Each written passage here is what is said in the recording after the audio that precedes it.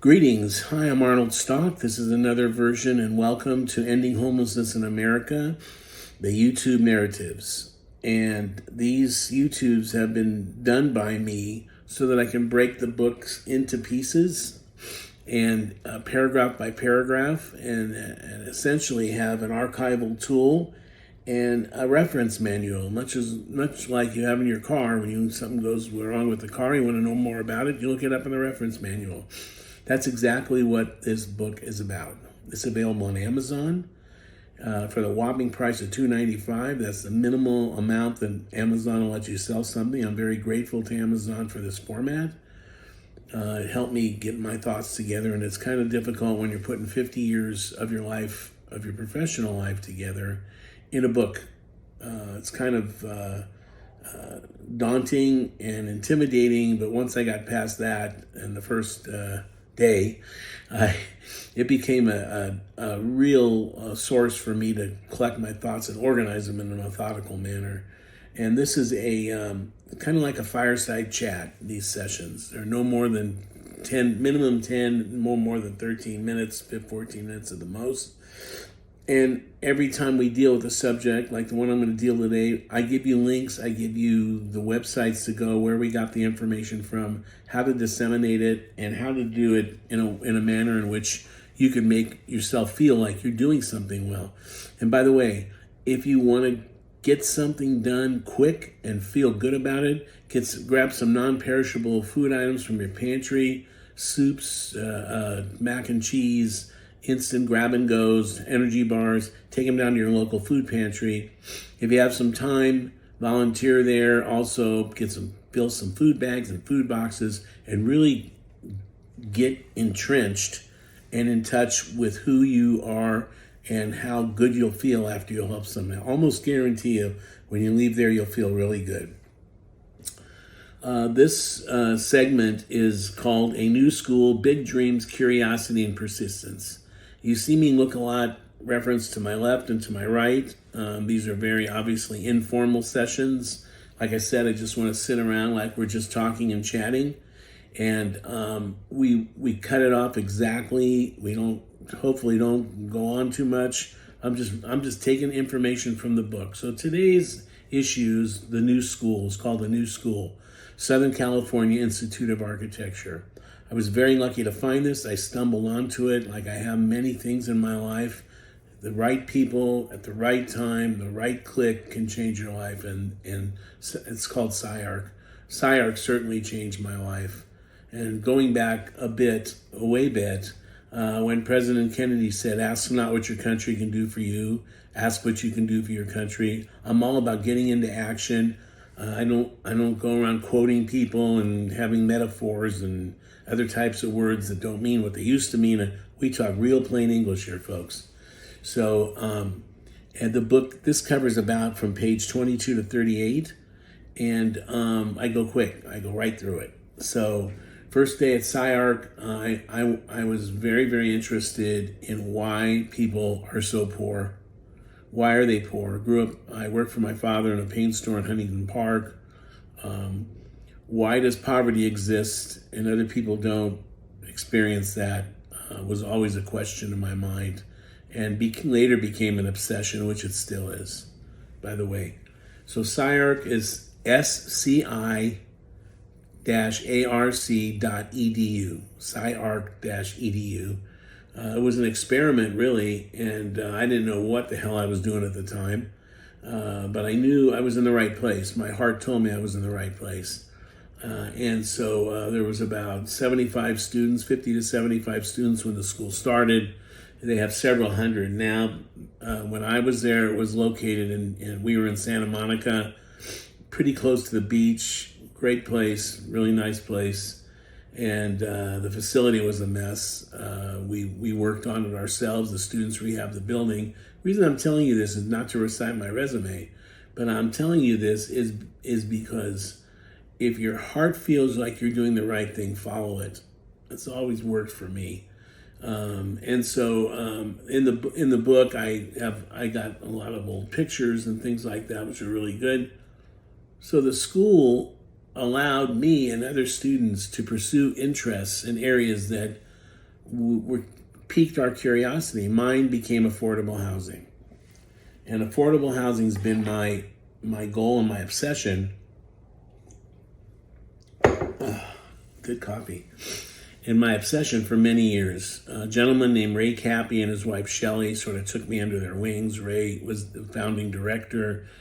Shelley was a professor of history, and I really, really was very fortunate. Hard to get through a conversation about them without choking up a little bit. They believed in me when I didn't believe in myself. And so then Ray sent me to the Community Design Center in 1974. I became a VISTA volunteer, Volunteers in Service to America. And it was the Domestic Peace Corps. It's now called AmeriCorps. And I went to school. I was in a full-time school at SciArc, VISTA volunteer, and worked in the paint store for my father.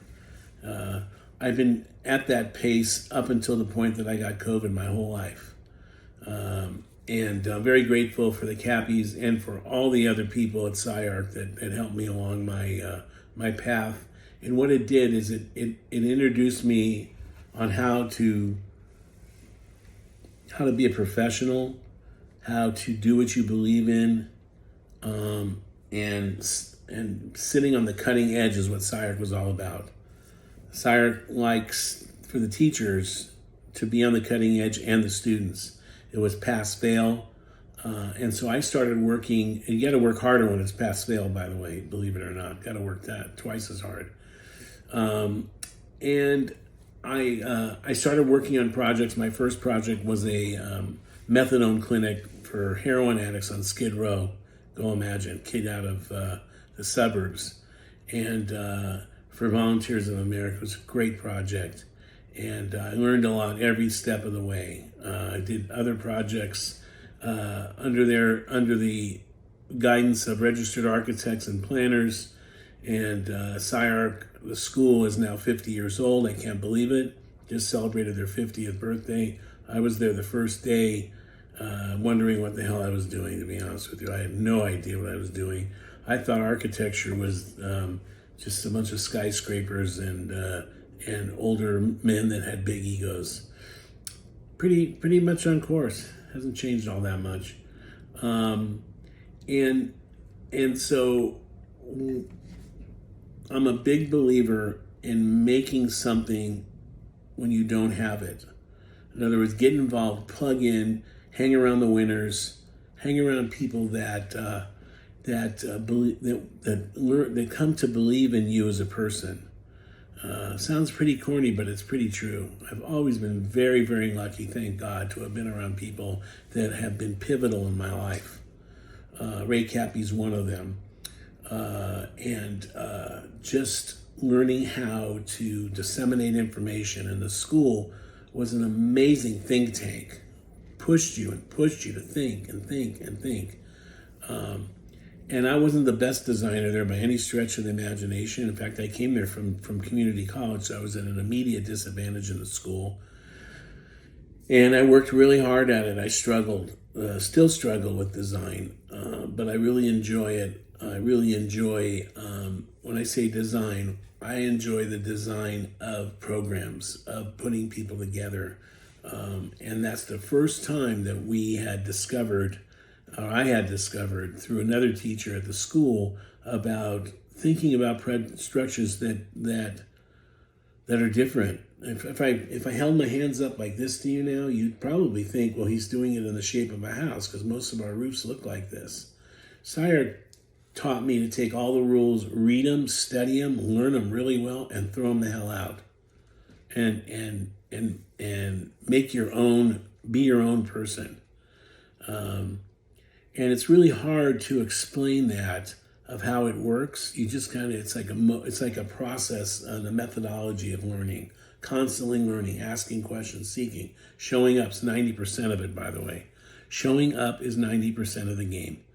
And I'll never forget, I had a baseball manager that came into the dugout one day, and I was probably on the worst team in the league, and he said, "You guys suck."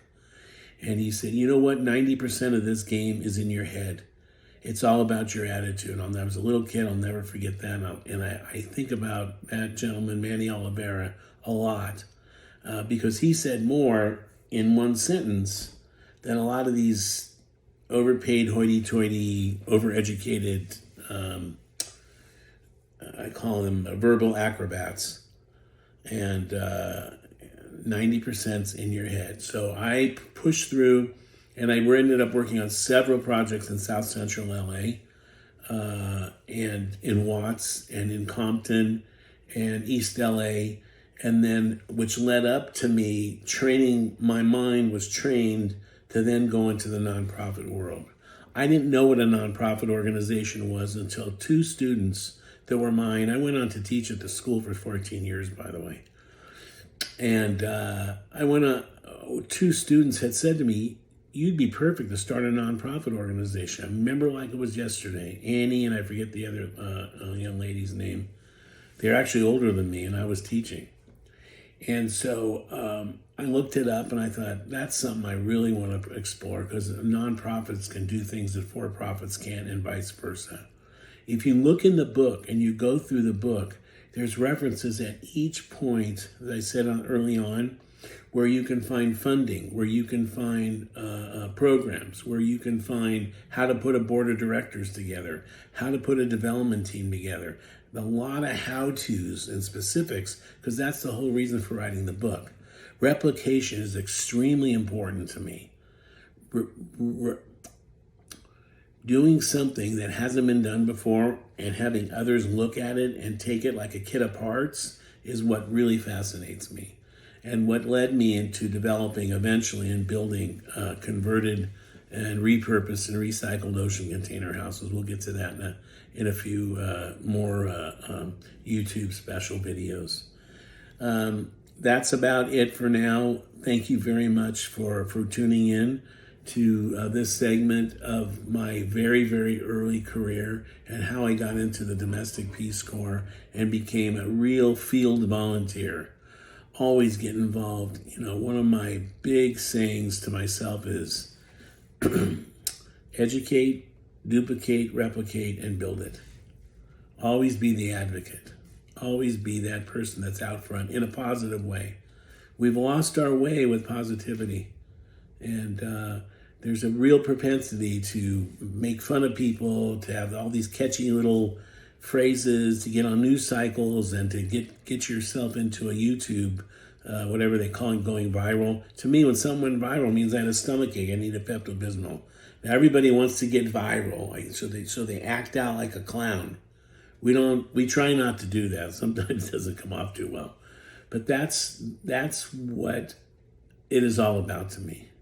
And volunteerism is the essence of Americanism and American entrepreneurship. Start volunteering first, and then make money, and then do the other things. That's been my credo. Thank you all very much. God bless you. That's it for this edition of Ending Homelessness in America, YouTube narrative version, and we'll see you soon.